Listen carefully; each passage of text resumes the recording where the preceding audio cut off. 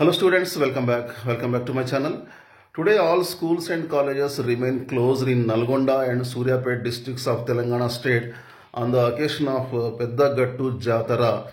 This is the second largest congregation after Medaram Jatara, and it lasts for 2 days, yesterday and today, and traffic diversions are there on Vijayawada Hyderabad National Highway also, and all educational institutions remain closed in these two districts for today.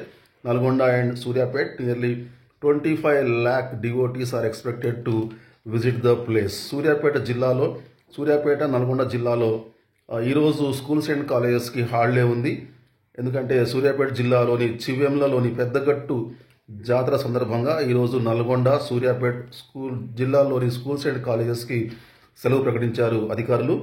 Medaram తర్వాత అతి పెద్దదిగా ఈ జాతర పేరు పొందింది. దాదాపు 25 లక్షల మంది భక్తులు ఈ జాతరకు వస్తారని అంచనా వేస్తున్నారు.